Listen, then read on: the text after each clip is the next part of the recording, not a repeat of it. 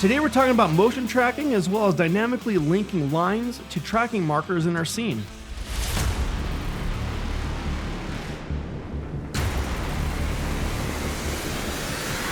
Hey, what's up guys? Ryan here and welcome back to another tutorial. Today we're talking about the beam effect where you have those thin lines that lock onto points with your 2D or 3D motion tracked footage.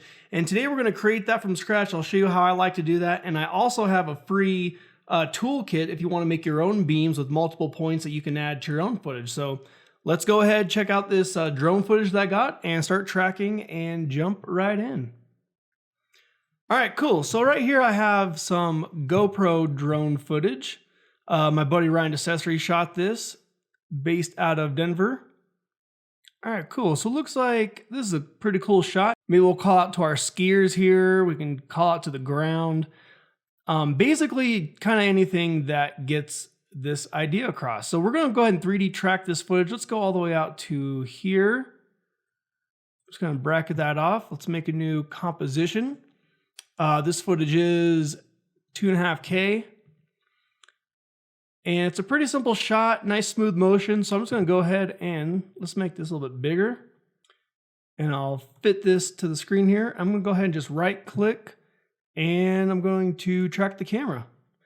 And we'll, I won't make you sit through this. We'll jump back when it's done and we'll see how good the track is. All right, awesome. So our footage is done tracking. Let's go ahead and take a look at what we got here. Let's go ahead and look at the air threshold here. So we have a 1.05 air, not the greatest. You kind of want to get that under 1. But, for floating text above the snow and whatnot, we should be good to go. So let's kind of maybe have a title start in here somewhere. And you know what I'm going to do? I'm going to turn up these tracker point size just so I can see them. And the next thing we need to do is figure out our ground plane. So let's go ahead and select some of these points to set our ground plane. Let's see, I'm just kind of, there is a slope and it's not going to match 100%. So I'm going to try and just get close to what I feel like is a good ground plane. That looks pretty good. So I'll go ahead and right click that. I'm going to set that as the ground plane origin. Then I'm also create a null and camera. And now that null is our ground plane. All right, so the first thing, let's add some text. And maybe this is just run 1. Who knows? It could be anything we want. So let's go ahead and just make it large so we can see it. Maybe let's change the color up a little bit. What should we go with? Should we go something crazy? All right, so let's go back to this white color. Maybe put it up in the sky. And I'm going to switch this to 3D and it's gone. And that's only because the camera's probably way far away from where that text was made. So I'm going to go ahead and hold shift and pick whip it to our null. And at least we know it's on the ground now. So let's go ahead and just going to undo that. Turn off that orientation. Let's go ahead and scale this back into position here.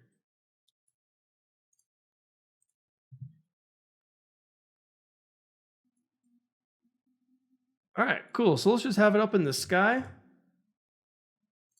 And let's take a look at how that's running.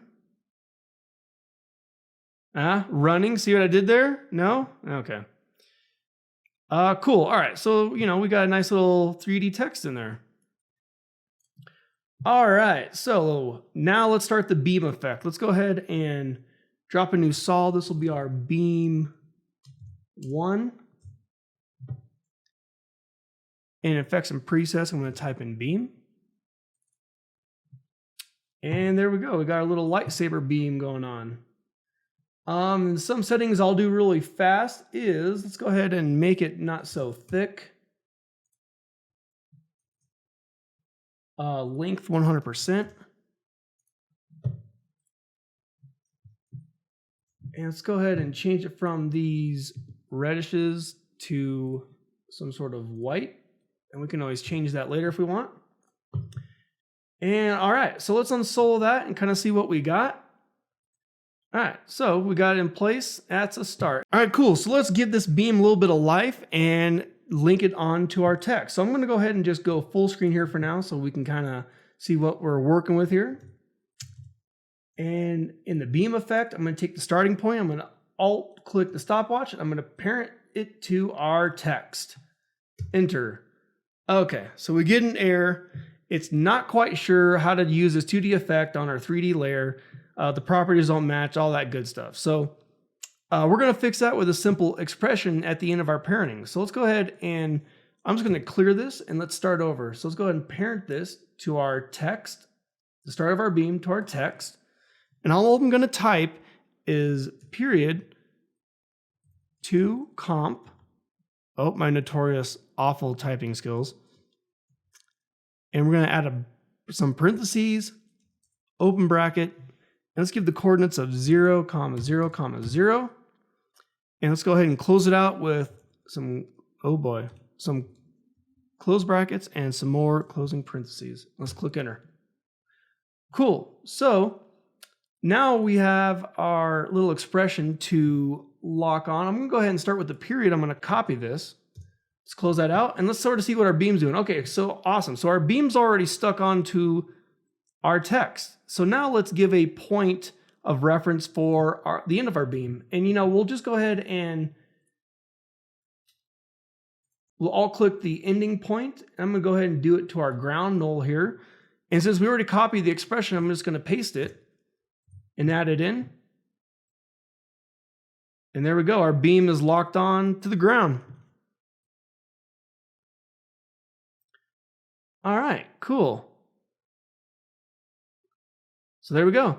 All right, and so you might say, well, Ryan, why didn't you just draw a line straight down? Why do you have to use this expression? Well, there's a lot of other tricks and effects that we can use that utilize this expression. So maybe you didn't want this text to be 3D in the shot, but you want the beam to move with the shot. So let's go ahead and make this a 2D layer. I'll click P for position. I'll reset the properties. And let's say you just wanted it here pointing at something. Well, now your text is there, but your two beam points are still motion tracked in the scene. Cool, so there we go. So now we can take this a step further and we can keep adding joints and arms and have this move as much as we want. All right, cool. So let's go ahead and take the beam and animate it to this point. The time offset here, and let me go ahead and solve this so you can see it. So we have the length 100% and it's going to scale from the middle. What I'm going to animate real fast is the time. So if I go 50 to 0, it's going from the top, and 50 to 100 will go from the bottom. So right here, let's just set a keyframe and I'll go back maybe 3 frames and let's start at the 0. Push U to look at our keyframes here and we'll just ease them in a little bit. Let's unsolo that and check out what we got. Awesome. So we have our beam that goes out and is tracked to our point and it's locked onto our footage. So I mentioned the toolkit that I like to use and I'll provide to you as well to download. And we can start using multiple joints. So let's go ahead and take a look at why you'd want multiple joints. So I'm going to turn this footage off and let's go to the very beginning where we see the actual photographers. And let's unhide it to look at the tracking point. So let's go ahead and make a null right here. Create a null. And we'll call this dudes. Why not? And I'm going to go ahead and bring in this FNX beam toolkit. And it's just a quick project file. Let's go ahead and look at the example beams really quick. And what I have here is 3 different beams animating on, and we can adjust where the elbows are on each beam. Cool, so it's already animated, it's good to go. And all we need to do is decide which beam we want to use. So let's go ahead and look at this footage again. And since I know this guy who's filming, let's type in his role, and it's photographer, but he's more famously known as Ski Bum. So let's go ahead and just enter that in there. And what I'm going to do is kind of get that tile ready. Maybe we want, let's do 3 beams. So we'll do 1, 2, 3, and they all kind of come over to him there. I'm just gonna sort of guesstimate where this is. I'm gonna copy the position of this null where the ski dudes are. We'll take that, I'll make our ski bumps text 3D, paste in those keyframes, and let's just reposition this real quick. And it's kind of rotating a little bit, so we'll fix that as well. Awesome, cool. All right, so let's go to our beams here. Let's take the 3 beam. And what the 3 beams are is we have null 1, 2, 3, and 4, and these control each of our joists here, each of our points. All right, so I'm gonna go ahead and copy all the beams. And let's just take note that this composition in the toolkit, if you download it, is 1920 by 1080. And let me show you a quick little trick of a problem we might run into working in this comp, which is 2.5K. So I'm gonna go ahead and paste these. And so the issue that we have here, this is all still referencing a 1920 by 1080 comp. So if I click on this beam, it's still not the same size. And if I scale it up, it's not going to link to the null anymore. So how do we fix this? Well, it's actually pretty easy. So instead of scaling it, let's go ahead and undo that. So instead of scaling these up and breaking the expressions, what we're going to do is actually just go ahead and do Control-Shift-Y. We're going to make it comp size. So that way, as you see, our width of our solid layer has adjusted to the frame size. So I'm going to click New. But if I hit S for scale, our scale is still 100%. So yeah, it's a little off center right now. I'll just click Position and reset that. And now we're back to where we started with our beams linked to our footage. Now these don't match right now, but you know what? That's okay. We'll just do the same process. Make comp size. Select this one. Make comp size. I'll select both of these, hit P for position, and reset their positions. And let me move the layers over so we can see. So right click this, reset position. Right click this guy, reset position. And there we go. We're back to where we started with all the beams linked to each other. So now let's unsolo them so we can see our footage. And let's get go back to where our text is. And maybe move the text over a little bit more. Give myself just a little bit more space to work in here. All right, so we have our nulls here. Let's go ahead and make them 3D. And they're gonna get a little crazy, but we're gonna start positioning them all right now. So let's go ahead and get our ski bump position. We'll copy it. Go to our first null. Let's paste it. And we'll kind of just bring this down so it's even there. And what I'm gonna do is our dude's null here. I'm gonna grab that position, copy it, and for now, I'm just gonna paste it to the rest of our nulls. So right now, it just looks like one line right there. But I'm gonna go ahead and grab 2, and let's see, I'm gonna bring it up here. We'll grab 3, we'll bring it underneath. And 4 will stick on them. And so the reason we're not seeing anything right now is these are already keyframed for you. And let's go ahead and we'll just use the stretch command here and make this maybe 50% of the speed. And then just make sure each of these keyframes are lined up at the end here. All right, so let's go ahead and render that and take a look.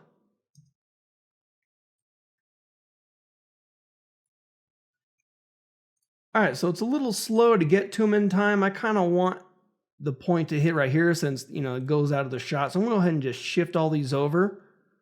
And let's just render that and take a look real quick.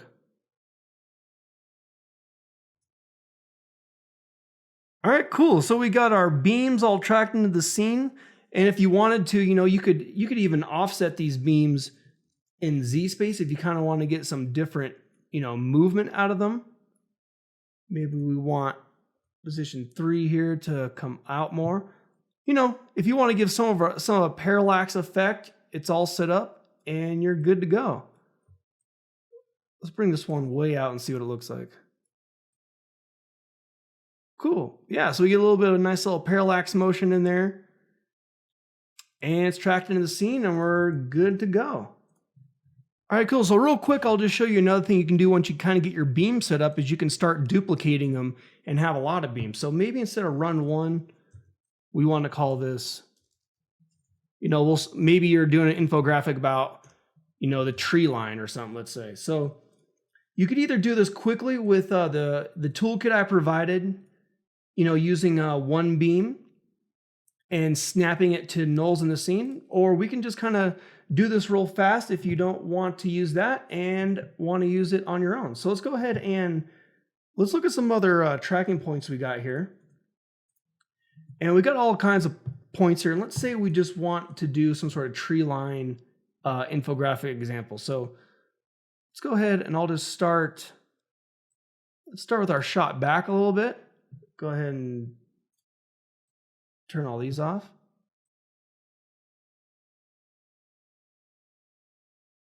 And let's just start pulling nulls. All right, so let's go ahead and add a null right here. And watch, let me zoom in here a little bit and watch what happens to the beam. All right, so the reason that's doing that is it's keeping track of your beam names and automatically linking it to that expression. So let's go ahead and call this Trio 1. And let's take our beam one and we'll put it up here next to it. And right here for the ending expression, I'm just going to go ahead and highlight this first section. I'm going to pick whip it to our Trio 1, hit enter. Cool. All right, so now we have two beams in the scene. So here's our original beam. Let's get some more points in here. Maybe we want one right here. Let's create a null. All right, so it's going to jump to it. We'll call this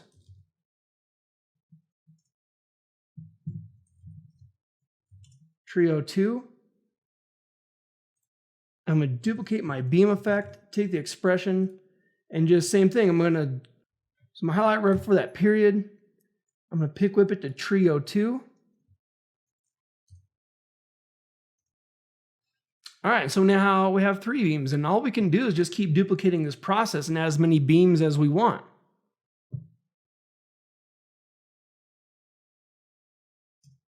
All right, cool. So I just made a bunch of beams real fast and show you, kind of different parallaxing of these lines and different nulls since we 3D tracked it and we have some Z space going on, and it just looks pretty cool. But what's awesome about this is since we linked all the base of it to our tree layer here, our text, if we change this to anything else, and let's say you want to either scale it down or move it over, we're going to have our beams follow it no matter where we reposition it. So maybe you kind of like it in the sky there a little bit more. Well, there you go. Everything's back in the scene and good to go. So there we go. I hope that helps. It's just a quick way to do the beam effect. That toolkit, if you want to use it for your own projects, it's available for free. I'll have the link in the description. Kind of just a fast way to build out those beams. Otherwise, tutorial next Friday, trying to get them out every Friday to you guys. If you have any questions, let me know. Subscribe if you want to see that, or if you have any ideas of stuff you want to see. So yeah, thanks again, and I will see you guys in the next video. Cool, so it's really slowing down towards the end there, which is nice. Kind of eases into it a little bit more. All right, cool. So we're almost there. We're doing good.